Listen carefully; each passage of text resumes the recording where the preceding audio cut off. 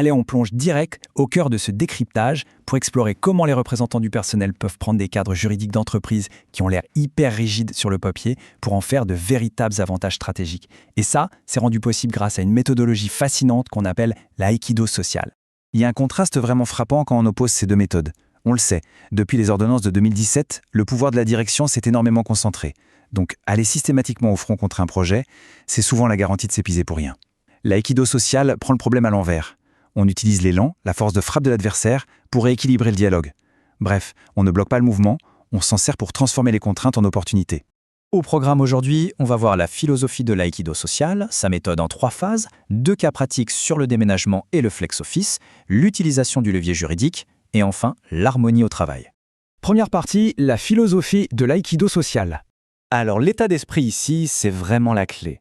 L'objectif, ce n'est absolument jamais d'écraser la direction. C'est le principe même de non-résistance. En utilisant l'énergie d'en face, les élus se transforment en architectes du dialogue. Le but, faire converger les intérêts qui à la base sont totalement opposés pour trouver une solution créative où tout le monde s'y retrouve. Deuxième partie, la méthodologie en 3 phases.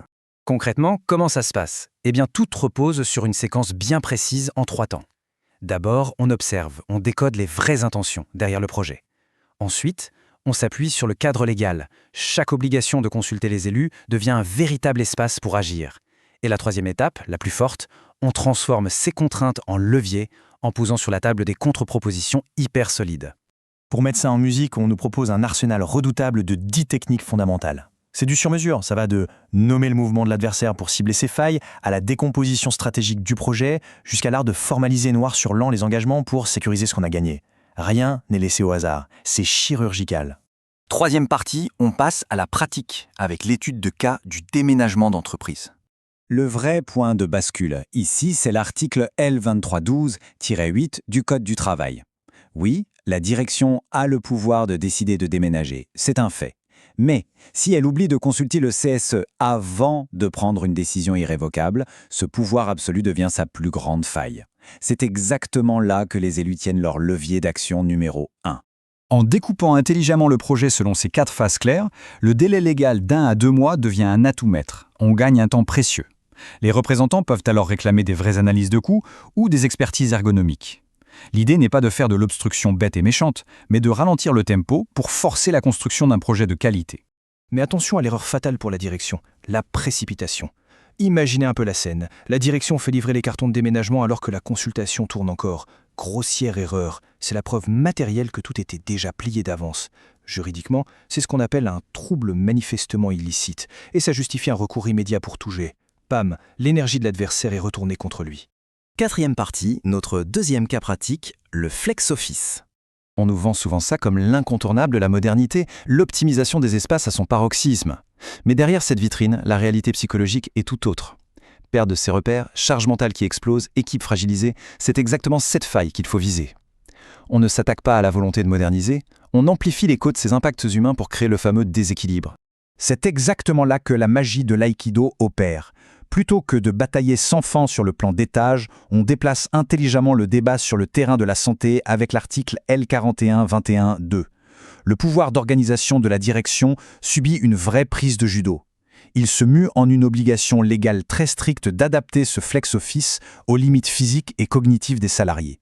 Donc, au lieu d'un refus catégorique qui mènerait tout droit à une impasse, on absorbe le choc. On exige que le document unique d'évaluation des risques, le fameux DURP, soit mis à jour. Et surtout, on apporte des solutions pour tempérer le projet. Garder des bureaux fixes pour certains, ajouter des bulles de silence, revoir l'ergonomie. L'énergie destructrice du départ devient une véritable force de construction. Cinquième partie, on aborde l'expertise et le levier juridique.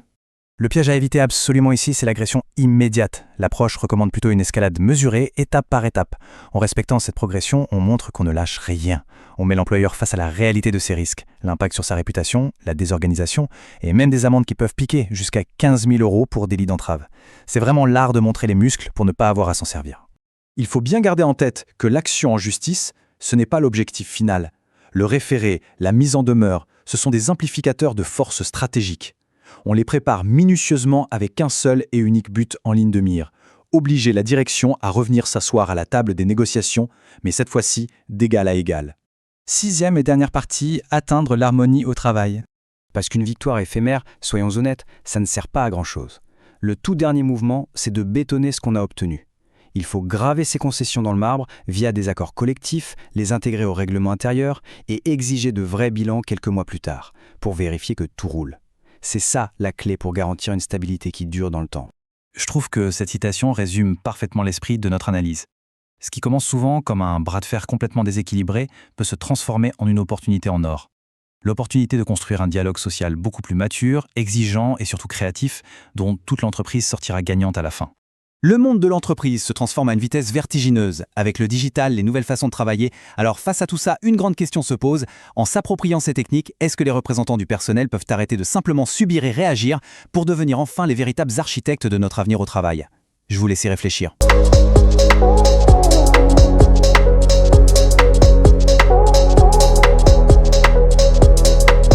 Propulsez votre avenir avec Synergie RP.